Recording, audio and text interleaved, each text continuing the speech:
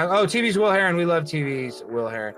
Everybody needs to go. Will Heron is one of the best clippers in the Dabbleverse. Everybody needs to go follow Will Heron. Thank you for watching on X, but his channel is on YouTube. It's great stuff. Shout out Steel Toe Morning Show. Shout out Nick Ricada. Shout out. You know, Harry Morris, obviously. He's a piece of shit. But he contacted Masterson early on when it was clear that I was spiraling. And I've been spiraling for a long time with spells of a good time, LOL. He said, hey, this guy is a friend of yours. Don't you think you should talk to him and get him help? Dick was like, Boomalooza, stay out of Redacted's affairs. Not the time, Redacted, of course, being the horse. And at the time, I laughed very hard. But, you know, I don't think it's as funny anymore, since my life could be a lot different if he had. He's about the only one I would have listened to at that time. I think of that moment often. Obviously, I'm a grown man and I'm responsible for my own life at the end of the day, but the callous disregard, it's like he wanted the content instead of my physical and mental health. People have accused him of that before, but I didn't want to believe it. Even back then. Especially back then. Dick literally cares nothing about anyone's problems and sees them as an inconvenience at best. I'm a little bit selfish, to be sure, but this is on another level. Perspicacity finally talked me into rehab a couple days ago. I have some bookings this week, but I'll be out for at least 15 days next week and maybe 30, depending on their analysis and treatment. Thankfully, rehab is pretty cheap in Mexico, like $900. Perspic is like a motherfucker that pennies compared to America. Take your ass to rehab and stop making excuses about how much it's costing or missing work. So, I'm going to. I have some work to do first, though. It's nasty business. So, perspicacity, the gunt guard of all gunt guards, the gunt licker of all gunt lickers, a man who lives, breathes, drinks, and imbibes with love the gunt grease, has talked Ethan Ralph into going to Mexican rehab. So I'll break this into two thoughts. First, him suddenly blaming Dick for not helping him. I feel like I did make that observation, and I feel like that's I feel like it's fair to criticize somebody like that for exploiting like an alcoholic just to like ack out of him. But I don't know. It's kind of weird for him to even point that out. Like, yeah, he's trying to be like Howard Stern. He like introduced you as like his top hoe and his whack pack. And he kept you around for that purpose so he could make content about you on his stream. He basically did what I do, but by like pretending to give a fuck about you. That's like his entire MO. And yeah, he is selfish. I don't know if you guys remember this, but I'm pretty sure there was a video, like a clip where someone was talking to him about like child molestation and like stopping like child groomers. And he's like, "Do you have kids? How many kids have you saved?" He's like, "Be concerned about your own kids before you start worrying about other people's kids getting molested." And it was about Vito. This was his defense of Vito. It's like, why do you care if other people's kids get He's basically the personification of that Cobson Wojak thing where he's like pointing out the burning of Rome. And he's like, but how does this affect you personally? He's like that, but like a living human incarnate of that kind of nihilism. So now Ralph is very, very, very, very, very, very, very, very late to this observation. Good luck with that. The second part about going to rehab. So, as some people may know, for instance, Bossman Jack, rehab doesn't always work. From what I understand, as many people on the forum have issues with substances, if you can believe that. Rehab only works if you truly, genuinely want it to work. It does not work if you do not want it to work. You cannot force yourself. You cannot make arrangements to like trick yourself into. You cannot like begrudgingly agree to rehab. That's a waste of money. You have to truly and totally want it for yourself. So perspicacity being his motivating factor makes it dubious that this is something that he wants for himself. And what also makes it dubious that he wants it for himself is that he has nothing to live for. I know that sounds cold, but it's true. He has 2 children that he only sees out of spite. In fact, he actually only sees one of those children because he hates women so much that he won't see a little baby girl, even though he named it after his own mother.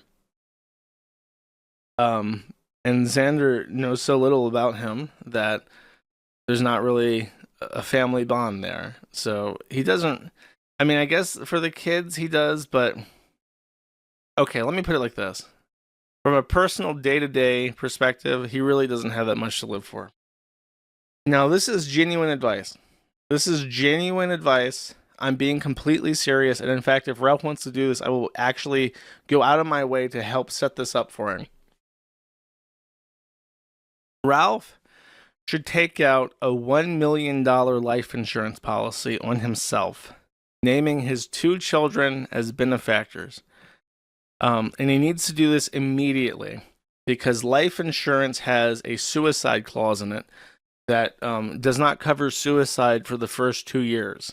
So the sooner he does this, the better. He needs to take out life insurance on himself immediately because he is going to die.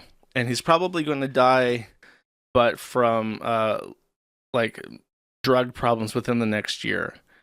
So that's what he needs to do.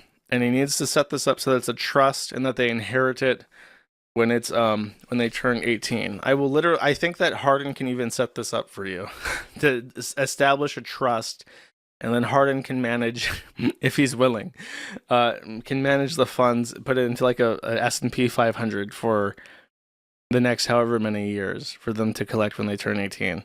But if I was Ralph, I would immediately get life insurance on myself for as much money as I could possibly afford, with the expectation that I would die in the next 5 years, because that's pretty safe to say. In fact, without Dick around and without really anything to go on, I would be surprised, honestly, at this point. It's a hard prediction to make. I think Ralph dies this year. His circle is so small, his income is so strained, his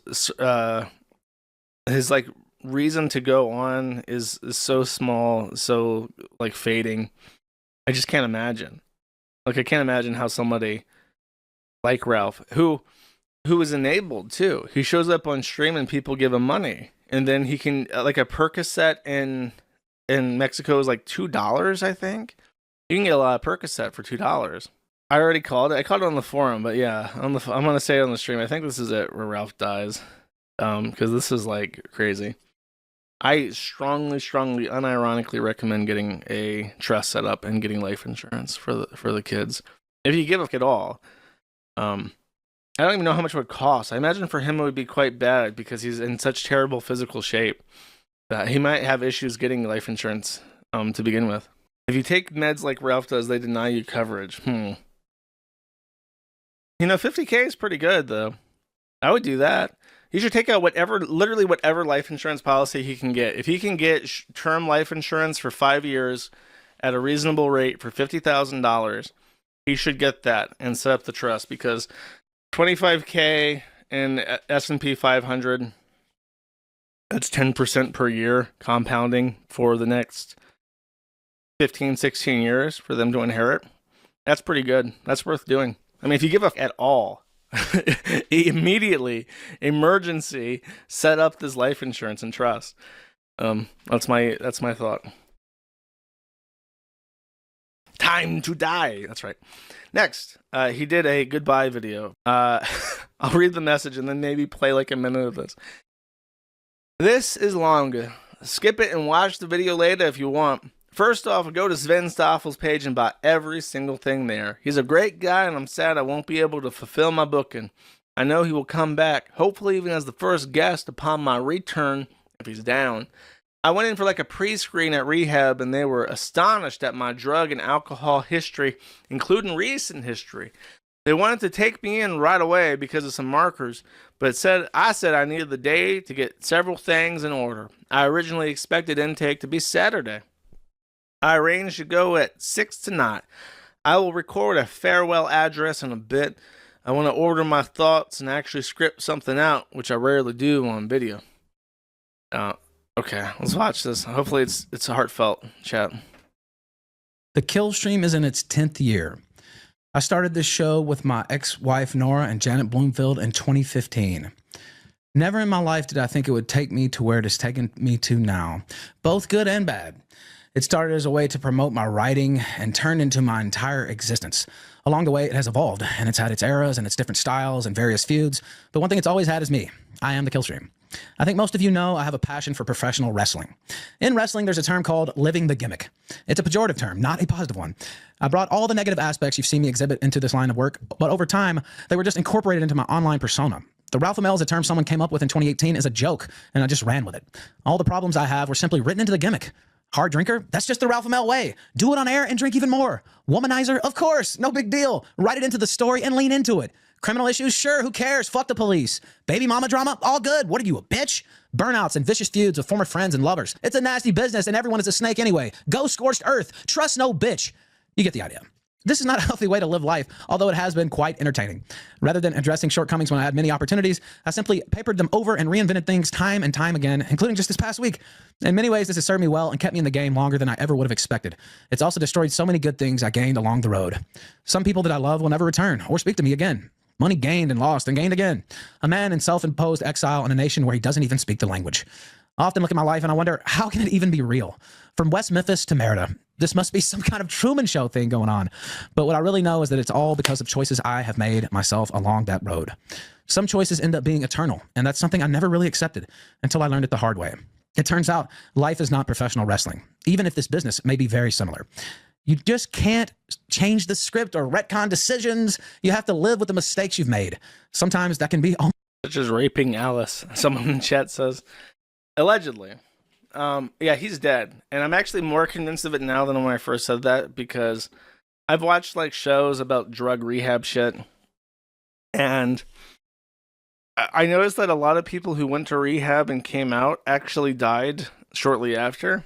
And I think that what happens is that you go into rehab, you go in for 15, 30 days, you come out clean, and you come out with a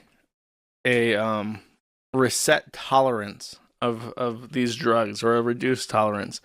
And then you go back out and you have a little bit more money because you aren't buying drugs. And then when you fall off the wagon, you go on a bender that's even harder than originally. And then you die because your tolerance is less. You've got money for stuff. And you're like, well, you know what? If I'm off the wagon, I might go really off the wagon. What's the difference between one Xanny and 20 at this point? So I think he's dead.